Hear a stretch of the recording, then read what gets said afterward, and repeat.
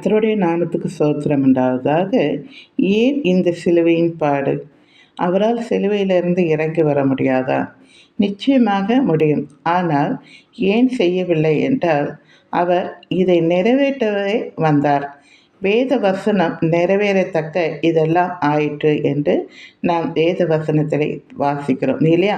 பழைய பாட்டில் தீர்க்கதரிசிகளால் உரைக்கப்பட்டது நிறைவேறத்தக்க அப்படின்னு இருக்கும். இன்னொன்று, பிதாவுடைய சித்தத்தை நான் செய்யவே இங்கு வந்தேன் என்று சொல்லுகிறார்.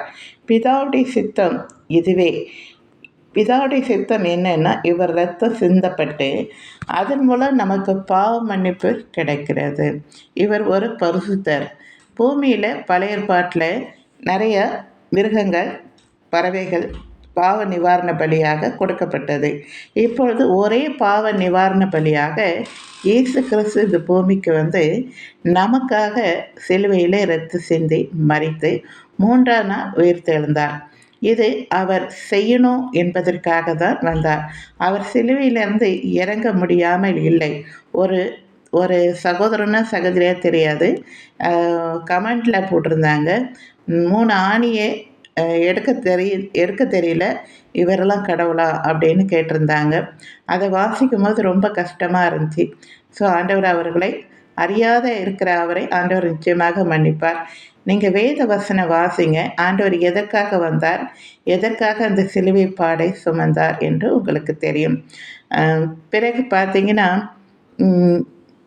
எனக்கு இவர் ஒரு வார்த்தை சொன்னால் போதும், எத்தனையோ தேவதூதர்கள் இவருக்கு பணிவிடை செய்வாங்க.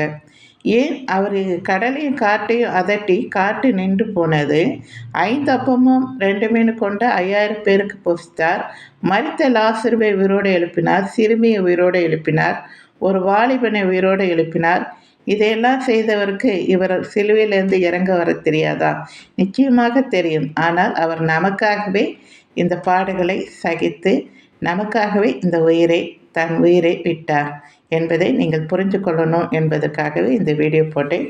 பிடிச்சிருந்தா லைக் பண்ணுங்கள், மற்றவங்களுக்கும் ஷேர் பண்ணுங்கள். தேங்க்யூ.